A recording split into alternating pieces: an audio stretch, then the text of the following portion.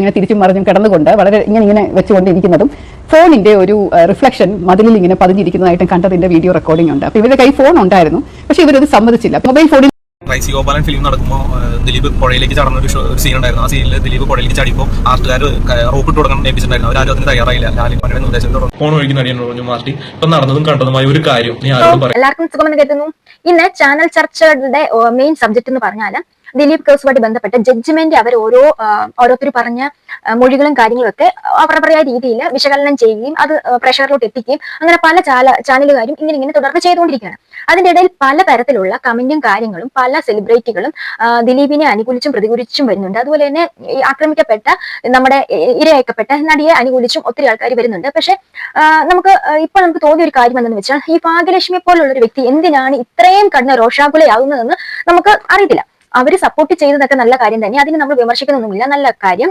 അവര് തുടക്കം മുതലേ ഇതുപോലെ ഈരയുടെ ഒപ്പം നിൽക്കുന്ന ഒരു വ്യക്തിയാണ്. പക്ഷെ ഈ കോടതി വിധിയെ അപമാനിച്ചുകൊണ്ട് അല്ലെങ്കിൽ കോടതിയെ ചോദ്യം ചെയ്യുന്ന തരത്തിൽ പല ദിവസമല്ല എല്ലാ ദിവസവും ഇതുപോലെ വന്നിരുന്ന് ചാനലുകൾക്ക് ബൈറ്റ്സ് കൊടുക്കുന്ന എന്ത് കാര്യത്തിലാണെന്ന് എനിക്ക് മനസ്സിലാകുന്നില്ല.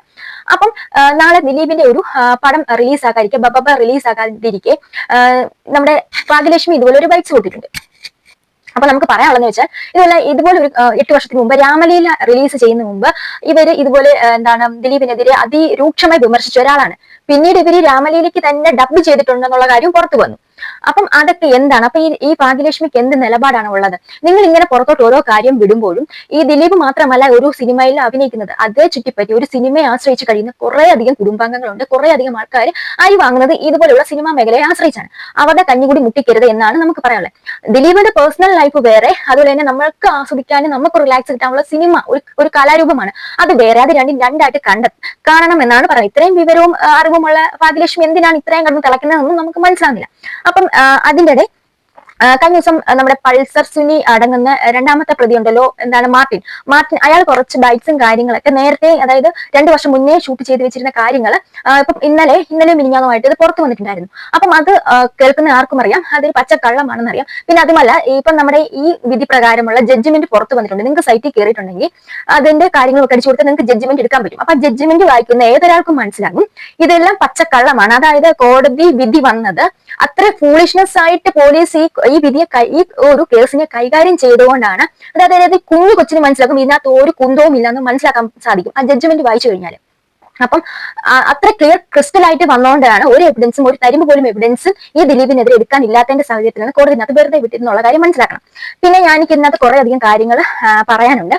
അതായത് ശ്രീലേഖ IPS കുറച്ച് കാര്യങ്ങൾ ഈ കേസിനെ കുറിച്ച് പറയുന്നുണ്ടായിരുന്നു. പിന്നെ അതുപോലെ തന്നെ പൾസർ സുനിയുടെ കാമുകിയാണോ ഗേൾ ഫ്രണ്ട് ആണോ ആരാണെന്ന് അറിയില്ല, ശ്രീലക്ഷ്മി എന്ന് പറഞ്ഞ ഒരാളുടെ ഒരു വോയിസ്, അതായത് 8 വർഷത്തിന് മുമ്പ് പീപ്പിൾ ചാനൽ ഒരു വോയിസ് പുറത്തു കൊണ്ടിട്ടുണ്ടായിരുന്നു. അത് ശ്രീലക്ഷ്മി എന്ന് പറയുന്നില്ല, പക്ഷേ കഴിഞ്ഞ ദിവസം ശ്രീലക്ഷ്മി ആണെന്ന് പറഞ്ഞുകൊണ്ട് പൾസർ സുനിയുടെ ഗേൾ ഫ്രണ്ട് ആണെന്ന് പറഞ്ഞുകൊണ്ട് ഒരു വോയിസ് പുറത്തു വരികയും അതുപോലെ തന്നെ ആ വോയിസിന് മറുപടിയായിട്ട് ശ്രീലക്ഷ്മിയുടെ ഭർത്താവ് ഹസ്ബൻഡ് അതിനൊരു എക്സ്പ്ലനേഷൻ ആയിട്ട് വരികയും ചെയ്തിരുന്നു. അപ്പൊ ഇതെല്ലാം കൂട്ടി ഹരിച്ചും കുളിച്ചും ഒക്കെ നോക്കുമ്പോൾ നമുക്ക് എന്തൊക്കെയോ പൊരുത്തക്കേടുകളും അല്ല ഈ കേസ് മുഴുവനും പാളിപ്പോയതാണ്. അപ്പം ആദ്യം തന്നെ നമുക്ക് ആ മാർട്ടിന്റെ ഒരു സ്റ്റേറ്റ്മെന്റ് കേട്ടു നോക്കാം. റൈസി ഗോപാലൻ ഫിലിം നടക്കുമ്പോൾ ദിലീപ് പുഴയിലേക്ക് ചടന്ന ഒരു സീൻ ഉണ്ടായിരുന്നു. ആ സീനിൽ ദിലീപ് പുഴയിലേക്ക് ചടിപ്പോൾ ആർട്ടുകാർ റോപ്പ് ഇട്ട് കൊടുക്കണം ഏൽപ്പിച്ചിട്ടുണ്ടായിരുന്നു. അവരാരും അതിന് തയ്യാറായില്ല. ലാലിന്റെ നിർദ്ദേശത്തെ തുടർന്ന് അവരത് ഒഴിവാക്കുകയായിരുന്നു. എന്നിട്ട് മീൻ പിടിക്കാൻ പോണ വള്ളക്കാരാണ് ദിലീപിനെ അന്ന് വെള്ളത്തിൽ നിന്ന് രക്ഷിച്ചെടുത്തത്. അന്ന് ദിലീപിനെ വധിക്കാൻ വേണ്ടി ഇവർ ശ്രമിച്ചായിരുന്നു. അതിന്റെ ഒരു സത്യാവസ്ഥ എനിക്കറിയാം. ഈ കാര്യങ്ങളൊക്കെ അറിയണ കാരണമാണ് എന്നെ ഇതിൽ ഇത്രയും നാളെ ജയിലിൽ നിന്ന് ഇറക്കാണ്ട് ഇവര് ജയിലിൽ തന്നെ അടയ്ക്കാനുള്ള ശ്രമങ്ങൾ നടത്തിക്കൊണ്ടിരുന്നത്. ഒരു കാറിലിരുന്ന് ഇവൻ ഒരു ബൈറ്റ്സ് കൊടുക്കുന്നുണ്ട്. അതായത് ദിലീപിനെ ഒരു സിനിമ സെറ്റിൽ വെച്ച് വധിക്കാൻ നോക്കിയിരുന്നു. ദിലീപ് ഒരു വെള്ളത്തിലോട്ട് എടുത്ത് ചാടുന്ന ഒരു ഷോട്ട് ഉണ്ട്. അതിൽ ആരും റോപ്പും കാര്യങ്ങളൊന്നും ഇട്ട് കൊടുത്തില്ല. പിന്നെ അതിലെ പോയ വള്ളക്കാരാണ് രക്ഷിച്ചതെന്ന് പറയുന്നുണ്ട്. അത് നമുക്ക് സംശയത്തിന്റെ ഒരു നിലയിൽ നിൽക്കുന്ന കാര്യമാണ്. അതിനെക്കുറിച്ച് പോലീസ് എന്താണ് അന്വേഷിച്ചെന്ന് അറിയില്ല. പിന്നെ ഇവന് കഴിഞ്ഞ ദിവസം വേറൊരു സംഭവം വന്നിട്ടുണ്ട്. അതായത് മക്കളെ മുട്ടൻ കോമഡി. അപ്പം അതിനകത്ത് അവൻ പറഞ്ഞു വെക്കുന്ന കാര്യങ്ങളായിട്ട് അവനെ പിടിച്ച് 2 പെട കൊടുക്കാൻ തോന്നും. അതുപോലത്തെ അപരാധത്തരമാണ് അവൻ വന്ന് പറയുന്നത്. അപ്പൊ നമുക്ക് എന്താണെങ്കിലും അത് മുഴുവനായിട്ട് വെക്കുന്നില്ല, കാരണം കുറെ അധികം ചാനലുകാർ എടുത്ത് റിയാക്ട് ചെയ്താണ്. അപ്പൊ അതിന്റെ കുറച്ച് ഭാഗങ്ങളും ഇതിനകത്ത് പറഞ്ഞ കള്ളത്തരം പൊളിക്കുന്ന കുറച്ച് കാര്യങ്ങൾ നമുക്ക് കേട്ടിട്ട് തിരിച്ചു വരാം. എൻ്റെ പേര് മാർട്ടിൻ എന്നാണ്. നടി ആക്രമിച്ച കേസിൽ 2ാം പ്രതിയായിട്ട് തന്നെ 5 കൊല്ലത്തോളം റിമാൻഡ് ചെയ്തിട്ടായിരുന്നു. ഇപ്പോൾ സുപ്രീം കോടതി ബെയിലിൽ എനിക്ക് കിട്ടി. ഞാൻ പുറത്തിറങ്ങിയിരുന്നു. ഈ കേസുമായി ബന്ധപ്പെട്ട യഥാർത്ഥ സത്യങ്ങൾ, നടൻ ദിലീപിനെ ചതിക്കാൻ വേണ്ടി ഉണ്ടാക്കിയ കേസിലെ യഥാർത്ഥ സത്യങ്ങൾ എനിക്കറിയാം. അതിന്റെ പേരിൽ മാത്രം ഇത്രയും നാളെ എന്നെ ജയിലിലിട്ടായിരുന്നത്. നടൻ ലാലും ഡയറക്ടർ ശ്രീകുമാർ മേനോനും നടി മഞ്ജു വാര്യറും രമ്യ നമ്പീശനും ഭാവനയും ചേർന്ന് ദിലീപിനെ ചതിക്കാൻ വേണ്ടി ഉണ്ടാക്കിയ ഒരു കെണിയാണ് ഈ കേസ്. വണ്ടിയിൽ നടീനെ ആക്രമിച്ചു എന്ന് പറയപ്പെടുന്നത് വെറുതെ പറയുന്നത്. നടിയുടെ വീട്ടിൽ നിന്ന് തുടങ്ങി നടൻ ലാലിന്റെ വീട് വരെ ഞാനാണ് വണ്ടി ഓടിച്ചായിരുന്നത്. ഇതിന്റെ ഇടയിൽ എറണാകുളം നടൻ ലാലിന്റെ വീട്ടിൽ നിന്ന് പറഞ്ഞതനുസരിച്ച് നടൻ ലാലും എക്സിക്യൂട്ടീവ് പ്രൊഡ്യൂസർ അനൂപും പൾസർ സുനി എന്ന് പറഞ്ഞ വ്യക്തിയും ലാലിന്റെ അളിയൻ പ്രൊഡ്യൂസറും ഉണ്ടായിരുന്നു. ഇവര് ഒരു കാര്യം വ്യക്തമാണ്, ഇവൻ എവിടെയൊക്കെ നോക്കിയും എഴുതിയും വെച്ച കാര്യങ്ങൾ ഇവനൊരു ഉറപ്പില്ല. ഇത് റിവേഴ്സ് അടിച്ച് നോക്കിയിട്ടുണ്ടെങ്കിൽ ഇവൻ പപ്പ അത് ഉറപ്പാണ്. അപ്പൊ ഇവന് എഴുതി കൊടുത്തൊരു സ്ക്രിപ്റ്റ് ആണ്, അത് ആര് എഴുതി കൊടുത്ത് ഇതൊരു ഗൂഢാലോചനയാണ്, നമുക്ക് അങ്ങോട്ട് അറിയാം. ഇത് ഇവനെ തന്നെ വിളിപ്പിക്കുന്ന ഒരു ഗൂഢാലോചനയും പ്ലസ് ഇതിനകത്ത് ദിലീപിനെ കൊടുക്കാൻ വേണ്ടി എന്ന് പറഞ്ഞു തുടങ്ങുന്ന ഒരു സംഭവമാണ്. ഇതിനകത്ത് കുറ്റക്കാരനായിട്ട് വരുന്ന നടിയാണ്. നടി ഇതിനകത്ത് മുഖ്യപ്രതിയാണ്. നടി തന്നെയാണ് തന്റെ പൾസർ സുനിയുടെ അടുത്ത് പോയിട്ട് അങ്ങനെ ഒരാളുടെ മുന്നിൽ വസ്ത്രം അഴിച്ചുവിട്ട് ഇതുപോലൊരു പ്രവൃത്തി ചെയ്തിട്ട്, അതായത് ഓർക്കണം പൾസർ സുനിയെ പോലുള്ള ഒരാളുടെ അടുത്ത് ഷൂട്ട് ചെയ്തിട്ട് വരുന്നതെന്നൊക്കെ പറയുമ്പോൾ നമുക്ക് എന്താണ്, നമ്മൾ അരിഹാരമാണ് കഴിക്കുന്നത്. പിന്നെ ഞാൻ പറഞ്ഞ കാര്യം, ഇവൻ 4-4:30 എന്ന് നടിയുടെ വീട്ടിലോട്ട് പോകുന്നു എന്ന് പറയുന്നുണ്ട്. ഇവന് ഈ 4:30 മുമ്പ് തന്നെ, അതായത് നടിയുടെ വീട്ടിലോട്ട് ഇവൻ പോകുന്ന ആ സമയത്ത് ഇവൻ കുറെ തവണ പൾസസിനിയുമായിട്ട് ഫോൺ വിളിക്കുകയും അതായത് മെസ്സേജ് അയക്കുകയും ചെയ്തിട്ടുണ്ടെന്നുള്ള ഇവന്റെ ഹോൾ ഹിസ്റ്ററി എടുത്തിട്ടുണ്ട്. നമ്മൾ ആ ജഡ്ജ്മെന്റ് വായിക്കുമ്പോൾ വളരെ കൃത്യമായിട്ട് മനസ്സിലാവും. അവിടെ തന്നെ ഇവന്റെ കള്ളത്തിന് ഫുള്ളായിട്ടും പൊളിയുകയാണ്. അപ്പൊ ഇവന്മാര് ശരിക്കും പ്ലാൻ ചെയ്തുണ്ടാക്കിയ ഒരു സംഭവമാണ്. ആ ജഡ്ജ്മെന്റ് വായിച്ചാൽ കറക്റ്റ് ആയിട്ട് ഈ കാര്യങ്ങൾ ഫുള്ളും കംപ്ലീറ്റ് പൊളിഞ്ഞ് ഓരോന്നും പൊളിഞ്ഞു പോവാണ്. പിന്നെ ഇവൻ തന്നെയാണ് ഇവന്റെ സിം ഒരു ക്ലോസറ്റ് ഇട്ട് ഫ്ലഷ് ആക്കാൻ ശ്രമിച്ചെന്നുള്ള കാര്യമൊക്കെ ഇവൻ കറക്റ്റ് ആയിട്ട് കോടതിയിൽ മൊഴി കൊടുക്കുന്നുണ്ട്. എന്നിട്ട് ഇവൻ എന്തിനാണ് ഇപ്പം ഇങ്ങനെ ഒരു വീഡിയോ ഷൂട്ട് ചെയ്ത് വെച്ചെന്നും ഇത് ആരുടെ മാസ്റ്റർ ബ്രെയിൻ ആണെന്നൊന്നും പറയാൻ പറ്റില്ല. ഇത് അധികം ബുദ്ധിയുള്ള ആരുടെ മാസ്റ്റർ ബ്രെയിൻ ആണെന്ന് പറയാൻ പറ്റത്തില്ല. കാരണം എന്താണെന്ന് വെച്ചാൽ ഇവന്റെ ഈ വീഡിയോ കാണുന്ന എല്ലാവർക്കും ഇവനൊരു നല്ലൊരു പെട കൊടുക്കാനേ തോന്നുള്ളൂ. അതുമാതിരിയുള്ള കാര്യങ്ങളാണ് ഇവൻ പറയുന്നത്. കേട്ടു നോക്കാം, പറയടാ മോനെ. ഇത്രയും പേരുടെ നേതൃത്വത്തിൽ ലാലിന്റെ വീട്ടിൽ നിന്നാണ് എന്നെ XUV വണ്ടിയിൽ നടിയുടെ വീട്ടിൽ പോയി കൊണ്ടുവരണം. അതിന് നടി എന്തെങ്കിലും സഹായം ചോദിച്ചു കഴിഞ്ഞാൽ അത് ചെയ്തു കൊടുക്കണം എന്ന് പറഞ്ഞു. പിന്നെ എക്സിക്യൂട്ടീവ് പ്രൊഡ്യൂസർ പറഞ്ഞു, നടിക്ക് നിന്റെ വീട്ടിൽ ചെന്ന് കഴിയുമ്പോൾ ഞങ്ങൾ പറഞ്ഞിട്ടുണ്ട് നിന്റെ മൊബൈൽ അവൾക്ക് ഉപയോഗിക്കാൻ കൊടുക്കണം എന്ന് പറഞ്ഞായിരുന്നു. പിന്നെ 2 കളർ ബാഗ് ഉണ്ടായിരുന്നു, ഒരു ബ്ലാക്ക് കളർ ബാഗും ഒരു റെഡ് കളർ ബാഗും. ഈ റെഡ് കളർ ബാഗിൽ പൈസയായിരുന്നു, കുറച്ച് പൈസ പോകുന്ന വഴിക്ക് അത്താണിയിൽ വെച്ച് എൻ്റെ സുഹൃത്തുക്കൾ വരും, അവർക്ക് കൊടുക്കാനെന്ന് പറഞ്ഞു. എന്നിട്ട് ബാക്കി കുറച്ച് ക്ലിയർ ആകുന്നില്ല, ഓർമ്മ ഒന്നുമില്ല. എടപ്പള്ളി വൈറ്റിലേക്ക് തിരിയാണ് അവിടെ വെച്ച് വണ്ടി വൈറ്റിലേക്ക് തിരിക്കാൻ പറഞ്ഞു. വൈറ്റിലേക്ക് തിരിച്ചു വന്നു കഴിഞ്ഞപ്പോൾ പാലാരിയുടെ പൈപ്പ് ലൈനിന്റെ അവിടെ വെച്ച് ഒരാളവിടെ ടൗലും കെട്ടി നിൽക്കണ്ടായിരുന്നു, മുഖത്തൊരു ടൗലും കെട്ടി. വണ്ടി സൈഡാക്കാനോട് പറഞ്ഞു. അത് എന്നോട് പറഞ്ഞു, മാർട്ടിൻ ഇവിടെ ഇറങ്ങിക്കോ, അവിടെ നിന്ന് വണ്ടി അവരെടുത്തോളൂ പറഞ്ഞു. ആ കയറിയ വ്യക്തിയാണ് ഇപ്പോൾ പൾസർ സുനി എന്ന് പറഞ്ഞ കേസിൽ 1-ാം പ്രതിയായിട്ടുള്ളത്. അപ്പോഴാണ് ഞാൻ അയാളെ കാണാൻ നടൻ ലാലിന്റെ കൂടെ പേഴ്സണൽ ഡ്രൈവറായിട്ടത്. അപ്പോഴാണ് ഞാൻ അയാളെ കാണാൻ നടൻ ലാലിന്റെ കൂടെ പേഴ്സണൽ ഡ്രൈവറായിട്ട് അയാളെ 2-3 പ്രാവശ്യം കണ്ടിട്ടുണ്ട്. അല്ലാതെ ഒരു ബന്ധം ഞാൻ അയാളും തമ്മിലില്ല. ലാൽ ക്രിയേഷനിൽ വർക്ക് ചെയ്യുന്നതാണ് ഈ പൾസർ സുനി എന്ന് പറഞ്ഞ വ്യക്തി. ഇത് കഴിഞ്ഞാൽ അവിടെ നിന്ന് അനൂപും ഈ പൾസർ സുനിയും പിന്നെ എക്സിക്യൂട്ടീവ് പ്രൊഡ്യൂസർ അനൂപും ജീനും പൾസർ സുനിയും ഇവരും 3 പേരും വണ്ടി എടുത്തു പോയി. എന്നോട് പറഞ്ഞു പിറകിലൊരു വണ്ടി ഉണ്ട്, അത് നമ്മുടെ വണ്ടി, മറ്റേ അതിൽ കയറി കുറച്ച് നേരം റെസ്റ്റ് ചെയ്യും, ഞാൻ കുറച്ച് സംസാരിക്കാനുണ്ടെന്നു. ഏറ്റവും അറ്റത്ത് ഭാവന സൈഡിൽ പൾസർ സുനി ഇരിക്കുന്നത്, അതിന്റെ അപ്പുറത്ത് ജീനും എക്സിക്യൂട്ടീവ് പ്രൊഡ്യൂസർ അനൂപും ഉണ്ടായി. അവർ 2 പേരും ഇറങ്ങി. ഭാവന എനിക്ക് നേരെ ഇരുന്നു. ഭാവനയുടെ പുറത്ത് കൈയിട്ട് ഇങ്ങനെ ഇരിക്കാറുണ്ട് പൾസർ സുനി ആ സമയത്ത്. ഇത് കഴിഞ്ഞാൽ എന്നെ കണ്ടപ്പോൾ എനിക്ക് നേരെ നിന്നിട്ട് ഡ്രസ്സ് ഇങ്ങനെ നേരെ കിട്ടു. ഇത് കഴിഞ്ഞാൽ എന്നോട് പറഞ്ഞു വണ്ടി കയറാൻ പറഞ്ഞു. അപ്പോൾ ഈ അനൂപും ഈ ജീൻ പോളും വണ്ടിയിൽ നിന്ന് ഇറങ്ങി. എന്നോട് പറഞ്ഞു പാലാരിവട്ടത്തേക്ക് വണ്ടി എടുക്കാൻ പറയണം. ഞാൻ വണ്ടി എടുത്തു, നടി പറയുന്നതനുസരിച്ച് ഞാൻ വണ്ടി എടുത്തു. ഈ സമയത്തൊക്കെ എൻ്റെ മൊബൈലൊക്കെ ആ സമയത്തൊക്കെ ഭാവനയുടെ ഇല്ല. ഞാൻ വണ്ടി എടുത്ത് പാലാരിവട്ടത്ത് പോണതിൻ്റെ ഇടയ്ക്ക് അവർ സംസാരിച്ചു. സുനി പറഞ്ഞതൊക്കെ ഓർമ്മയുണ്ടല്ലോ, എല്ലാ കാര്യങ്ങളും നമ്മൾ ഗോവയിൽ വെച്ച് പ്ലാൻ ചെയ്തോണായിരിക്കണം, ഒന്നിലൊരു മാറ്റം ഉണ്ടാകരുത്. ലാലേട്ടൻ്റെ അടുത്തും രമ്യ നമ്പീശിൻ്റെ അടുത്തും മഞ്ജുവിൻ്റെ അടുത്തും ശ്രീകുമാറിൻ്റെ അടുത്തും ഞാൻ സംസാരിച്ചിട്ടുണ്ട്, എല്ലാ സപ്പോർട്ടും അവർ ചെയ്തോളും. പിന്നെ പറഞ്ഞു എനിക്ക് അവനെ തകർക്കണം, അത്രമാത്രം വാശി എനിക്കിരിക്കുന്നുണ്ട്. സിനിമ ഫീൽഡിൽ നിന്ന് അവനെ ഔട്ടാക്കണം. എല്ലാം കഴിഞ്ഞ അവസാനം കരഞ്ഞവൻ എൻ്റെ കാല് പിടിച്ച് വരും. ആ ഒരു അവസരത്തിന് വേണ്ടി ഞാൻ കാത്തിരിക്കണേ എന്നുള്ള കാര്യം. അപ്പൊ ഒന്ന് ആലോചിച്ചോക്കെ, ഇവന്റെ ഫോൺ നടി വാങ്ങിച്ചു വെച്ചേക്കു എന്ന് പറഞ്ഞു. അപ്പൊ ഇവനത് കുറെ വരത്തി തീർക്കണം. എന്താണ്, ഇവന്റെ കയ്യിൽ ഫോൺ ഇല്ല, നടിയുടെ കയ്യിലാണ് ഫോൺ. അതുകൊണ്ട് ആ സമയത്ത് ഇവന്റെ ഫോണിൽ നിന്ന് കോള് പോയതൊന്നും എന്റെ അറിവോട് കൂടിയല്ല, നടിയാണ് പോയെന്നൊക്കെ വെച്ചിട്ട് ഇവനെ സ്വയമായിട്ട് വിളിപ്പിക്കാനുള്ള ഒരു തത്രപ്പാട്. പിന്നെ എന്താണ്, നടി 2 ബാഗുമായിട്ടാണ് വന്നത്. അതിൽ ഇവനോട് പറഞ്ഞത്രേ, എത്ര ഫൂളിഷ്നെസ് ആണ്. ഇവനോട് പറയുമോ, നമ്മൾ ആരെങ്കിലും ഇതുപോലെ ഡ്രൈവർമാരോട് പറയും ഇതിന്റെ ഒരു ബാഗ് ഇതിനകത്ത് പൈസയാണ്, എനിക്ക് അവിടെ കൊടുക്കണം ഇവിടെ കൊടുക്കണം. അതുമല്ല ഇവനോട് ലാസ്റ്റ് ഇവൻ ഇറങ്ങുന്ന വേറൊരു സംഗതി ഇവൻ പറഞ്ഞു വെക്കുന്നുണ്ട്. ഇതെല്ലാം കഴിഞ്ഞ് ഇറങ്ങുമ്പോഴത്തേക്ക് പൾസർ സുനിയും ഈ നടിയുമായിട്ട് ചുണ്ടോട് ചുംബിച്ചുകൊണ്ട് കൈ കൊണ്ട് ഒരു തംസപ്പ് ഒക്കെ കൊടുത്ത് ഇങ്ങനെ സിഗ്നൽ കാണിച്ചിട്ടാണ് ഇറങ്ങുന്നത്. എന്നിട്ട് ഇവനോട് പറഞ്ഞത് ഈ കണ്ട കാര്യങ്ങളൊന്നും നീ എവിടെയും പറയരുതെന്ന് നടി ഇവനോട് പറഞ്ഞത്. അത് കേൾക്കുമ്പോൾ തന്നെ ഇവരെ ചെപ്പക്കുറ്റി നോക്കി അടിക്കാനാണ് നമുക്ക് തോന്നിയത്. അപ്പൊ ഞാൻ കൂടുതലൊന്നും ഈ വീഡിയോ അധികമായിട്ട് വെക്കുന്നില്ല, കാരണം ഒത്തിരി പേരെടുത്ത് റിയാക്ട് ചെയ്താണ്. ഇപ്പൊ തന്നെ ടൈം ലാഗ് ആവും. ഇനി നമുക്ക് പോവുള്ളത് ശ്രീലേഖ IPS കുറച്ച് കാര്യങ്ങൾ പറയുന്നുണ്ടായിരുന്നു അവരുടെ ചാനലിലൂടെ. അപ്പം ആ ഒരു വീഡിയോസും കൂടെ നമുക്കൊന്ന് കണ്ടിട്ട് വരാം. എല്ലാം പരിശോധിക്കും, അതിനുശേഷമാണ് ഇവരെ അകത്തേക്ക് കയറ്റുന്നത്. അപ്പോൾ അതിലൊരു സഹതടവുകാരൻ പറഞ്ഞത്, ഇതുപോലെ പോയിട്ട് തിരിച്ചു വന്നപ്പോൾ അയാളെ ചെരുപ്പിന്റെ അകത്ത് ഒളിച്ചു വെച്ച നിലയിൽ ഫോൺ കൊണ്ടുവന്നു എന്നാണ്.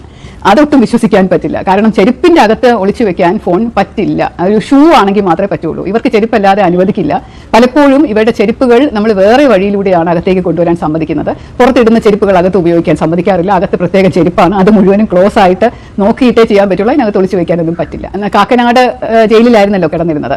എല്ലാ സെല്ലുകളിലും വീഡിയോ ക്യാമറയുണ്ട്. അപ്പം അങ്ങനെ വീഡിയോ ക്യാമറ ഇട്ട് പരിശോധിച്ച് നോക്കിയപ്പോൾ ഈ പൾസർ സുനി കിടന്നുകൊണ്ട് കുറേ നേരം ഇങ്ങനെ തിരിച്ചും മറിഞ്ഞും കിടന്നുകൊണ്ട് വളരെ ഇങ്ങനെ വെച്ചുകൊണ്ടിരിക്കുന്നതും ഫോണിന്റെ ഒരു റിഫ്ലക്ഷൻ മതിലിൽ ഇങ്ങനെ പതിഞ്ഞിരിക്കുന്നതായിട്ടും കണ്ടതിന്റെ വീഡിയോ റെക്കോർഡിംഗ് ഉണ്ട്. അപ്പൊ ഇവരുടെ കൈ ഫോൺ ഉണ്ടായിരുന്നു, പക്ഷെ ഇവരത് സമ്മതിച്ചില്ല. മൊബൈൽ ഫോണിൽ നിന്നാണ് വിളിച്ചിരിക്കുന്നത്, ലാൻഡ് ഫോണിൽ നിന്നല്ല വിളിച്ചിരിക്കുന്നത്. ആ നമ്പർ അവൻ എവിടുന്ന് കിട്ടി, എങ്ങനെ വിളിച്ചു എന്നൊക്കെയുള്ള അന്വേഷണം വന്നപ്പോൾ ഞങ്ങൾ അവന്റെ സഹതടവുകാരെയും ഒരുപാട് ചോദ്യം ചെയ്തെങ്കിലും അതിൽ നിന്നും അവർ പറഞ്ഞില്ല. അവരൊരിക്കലും പറയില്ലല്ലോ. ഈ പൾസർ സുനിയോട് ഞാനും നേരിട്ട് സംസാരിച്ചിട്ടുണ്ട്. വായെടുത്ത കള്ളമല്ലാതെ വേറൊന്നും പറയാത്ത ഒരു വ്യക്തിയാണ്. ഒരു പ്രാവശ്യം പറഞ്ഞതുപോലെ ആയിരിക്കില്ല പിറ്റേ ദിവസം പറയുന്നത്. പിന്നീട് ഞങ്ങൾ കുറച്ചും കൂടെ വിശദമായിട്ട് പരിശോധിച്ചപ്പോൾ ഞെട്ടിപ്പിക്കുന്ന ഒരു കാര്യം ഞങ്ങളുടെ ശ്രദ്ധയിൽ പെട്ടു. അവനെയും അവന്റെ കൂട്ടുകാരെയും കോടതിയിൽ കൊണ്ടുപോയിട്ട് തിരിച്ചു കൊണ്ടുവന്ന ഒരു പോലീസുകാരൻ ജയിലിന്റെ ഗേറ്റ് കടന്നും അകത്തേക്ക് വന്നു. അത് ജയിൽ ഓഫീസേഴ്സ് അയാളെ തടയാൻ ശ്രമിക്കുന്നുണ്ട്. എനിക്കൊരു കാര്യമുണ്ട് എന്ന് പറഞ്ഞ് അവരെ ജയിൽ ഓഫീസേഴ്സിനെ മാറ്റി നിർത്തിക്കൊണ്ട് ആ പോലീസുകാരൻ ഈ തടവുകാരെയും കൊണ്ട് അകത്ത് വരികയും അവർ തമ്മിൽ പൾസർ സുനിയുമായിട്ട് അയാൾ ചെവിയിൽ എന്തോ രഹസ്യമായിട്ട് സംസാരിക്കുന്നതും എന്തോ കൈമാറുന്നത് പോലെ നടന്നു എന്ന് സംശയിക്കുന്ന രീതിയിലുള്ള ഒരു വീഡിയോ കിട്ടിയായിരുന്നു. ഒരു ക്യാമറയിൽ പതിഞ്ഞിട്ടുണ്ടായിരുന്നു. അപ്പൊ അതുകൊണ്ട് ആ പോലീസുകാരനായിരിക്കണം തീർച്ചയായിട്ടും ആ ഫോൺ ഇവന്റെ കയ്യിൽ കൊടുത്തത് എന്നുള്ള ഒരു അസംഷനിലാണ് ഞങ്ങൾ എത്തിയത്. കാരണം വെച്ചിട്ടുണ്ടെങ്കിൽ നമ്മുടെ ഈ ജയിലിൽ നിന്ന് പൾസർ സുനി കോൾ വിളിച്ചിട്ടുള്ള ഒരു സ്റ്റേറ്റ്മെന്റ് ഉണ്ട്. അപ്പം എങ്ങനെയാണ് ഈ പൾസർ സുനിക്ക് ഫോൺ കിട്ടിയത് എന്ന് ചോദിക്കുമ്പോൾ ഇത് 14 ദിവസം റിമാൻഡിൽ നിന്ന് കോടതി പോകുള്ളൂ.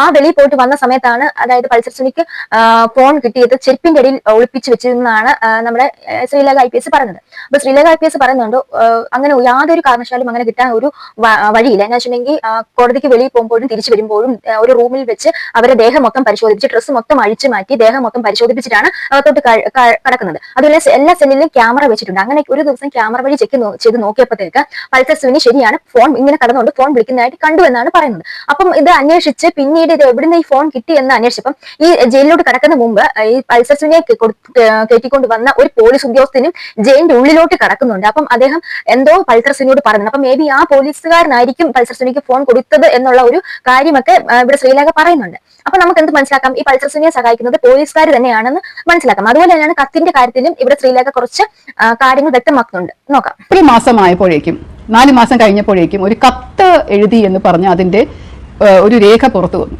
ജയിലിൽ നിന്ന് പൾസർ സുനി ദിലീപിന് ഒരു കത്ത് എഴുതി എന്ന് പറഞ്ഞിട്ട് അതിന്റെ ഒരു രേഖ പുറത്തു വന്നു. ആ കത്ത് നിങ്ങൾക്ക് നോക്കിയാൽ നെറ്റിൽ അവൈലബിൾ ആണ്, കാണാൻ പറ്റും. അത് പൾസർ സുനിയുടെ കൈയക്ഷരമല്ല. അവൻ തന്നെ പറഞ്ഞു ഞാൻ എഴുതിയതല്ല, അതെന്റെ സഹതടവുകാരനായിട്ടുള്ള വിപിൻ ലാൽ എഴുതിയതാണ് എന്ന് പറഞ്ഞു.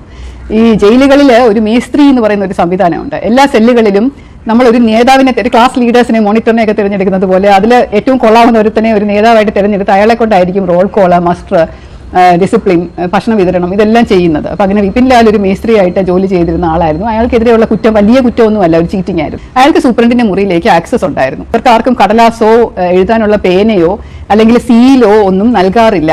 അത് ഒരു കത്ത് എഴുതണം എന്ന് പറഞ്ഞു കഴിഞ്ഞാൽ അത് വന്ന് ചോദിക്കുകയും അതനുസരിച്ചിട്ടുള്ള കത്തിനുള്ള കടലാസും സീലും പേപ്പറും ഒക്കെ കൊടുത്ത ശേഷം അതിനകത്ത് എഴുതിയ ശേഷം അത് വായിച്ചു നോക്കിയിട്ടാണ് ഞങ്ങൾ പോസ്റ്റ് ചെയ്യാനായിട്ട് അനുവദിക്കാറുള്ളത്. ജയിലിൽ എപ്പോഴും അത് ചട്ടമാണ്. കാരണം ഒരുപാട് ഭീഷണികളും ഒരുപാട് കുറ്റങ്ങളും അതിനകത്തിരുന്നു കൊണ്ട് ചെയ്യാൻ സാധിക്കും. അപ്പോൾ ഇവർ അപ്പീലോ അതുപോലെ ആർക്കെങ്കിലും ഉള്ള റിക്വസ്റ്റോ വീട്ടുകാർക്കുള്ള കത്തോ എന്താണെങ്കിലും അത് എഴുതുന്നത് പബ്ലിക്കായിട്ടാണ്. രഹസ്യമായിട്ടുള്ള പരിപാടിയൊന്നും അവിടെ നടക്കില്ല. അപ്പൊ അങ്ങനെ രഹസ്യമായിട്ട് ഒരു കത്ത് എഴുതി എന്ന് പറയുമ്പോൾ അത് പൾസർ സുനി എന്നുള്ള ആൾ പറഞ്ഞിട്ട് ഒരു സഹതടവുകാരനായിട്ടുള്ള വിപിൻ ലാൽ എഴുതി ഒരു സീലുള്ള കടലാസിലാണ് അത് കൊടുത്തിരിക്കുന്നത്. അതിനകത്ത് ആ സീലിന്റെ ഡേറ്റിനകത്ത് എനിക്ക് തോന്നുന്നു ഏപ്രിൽ 2017 ആയിരുന്നു എന്നാണ് ഓർമ്മ.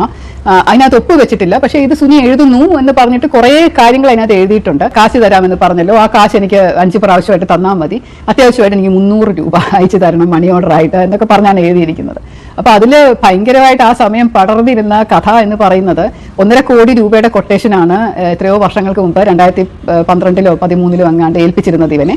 സമയം ഒത്തു വന്നപ്പോൾ 4 വർഷത്തിന് ശേഷം ഈ കൊട്ടേഷൻ നടത്തുകയും അതിനനുസരിച്ച് 10,000 രൂപ അയാൾക്ക് അഡ്വാൻസ് കൊടുത്തു എന്നും ആ 10,000 രൂപ എങ്ങനെ വന്നു എന്നുള്ളതിന് അയാളുടെ കയ്യിൽ വന്നോ എന്നുള്ളതിന് യാതൊരു തെളിവും ഇല്ലാത്തത് കൊണ്ട് അത് അയാളുടെ അമ്മയുടെ പേരിൽ ഒരു 10,000 രൂപ കുടുംബശ്രീ വഴി വന്നത് ഇങ്ങനെ കൊടുത്തതാണ് എന്ന് പറയുകയും അതെന്തുകൊണ്ട് അമ്മ ഉപയോഗിച്ചു എന്നുള്ളതിന് മറുപടിയില്ല, അതിൽ എത്ര രൂപ ഇവന് കിട്ടിയെന്നുള്ളതിനും മറുപടിയില്ല. അങ്ങനെയൊക്കെയുള്ള കൊഴിഞ്ഞു മറിഞ്ഞു കിടക്കുന്ന ഒരു സമയമായിരുന്നു. 1.5 കോടിയുടെ ഒരു കൊട്ടേഷൻ ചോദിച്ച ഒരാള് 4 മാസം ജയിലിൽ കിടന്ന ശേഷം 300 രൂപയാണ് മണി ഓർഡർ ആയിട്ട് ചോദിക്കുക എന്ന് പറയുന്നത് തന്നെ വളരെയധികം അപഹാസ്യമായിട്ട് തോന്നുകയും ചെയ്യുന്നുണ്ട്. ഇതുപോലെ വിപിൻ ലാലിനോട് ചോദിച്ചപ്പോൾ അയാൾ പറഞ്ഞു അയാളെ കൊണ്ട് നിർബന്ധിച്ച് പുറത്തു പോയതിനു ശേഷം എഴുതിപ്പിച്ചതാണ്. അയാളുടെ ഈ കടലാസയുടെ കയ്യിലുണ്ടായിരുന്നു, അത് പറഞ്ഞത് അയാളോട് ഒരു പോലീസ് ഉദ്യോഗസ്ഥനാണ് എന്നൊക്കെ പറഞ്ഞ് അയാൾ പറഞ്ഞിട്ടുണ്ടായിരുന്നു. ഇത് അയാൾ പുറത്തു പറയാൻ ശ്രമിക്കുന്ന ഒരു വീഡിയോ പോലീസുകാർ ചേർന്ന് ബലമായി പിടിച്ച് തടഞ്ഞുകൊണ്ട് കൊണ്ടുപോകുന്ന ഒരു രംഗവും നിങ്ങൾക്ക് ഓർമ്മയുണ്ട് എന്ന് കരുതുന്നു. പല ചാനലുകളിലും അത് വന്നു. അയാൾ പറയുന്നുണ്ട് ഉറക്കെ ഇത് പോലീസുകാർ പറഞ്ഞ് ചെയ്യിച്ചതാണ്, ഇത് ഞാൻ എഴുതിയതാണ്, ആക്ടേഴ്സിനൊന്നും പങ്കില്ല എന്നുള്ളത് അയാൾ ഉറക്കെ വിളിച്ചു പറയുന്നത്, അയാളെ തടഞ്ഞുകൊണ്ട് വിളിച്ചുകൊണ്ട് പോകുന്ന ഒരു സീൻ നിങ്ങൾക്ക് ഓർമ്മയുണ്ടാവും.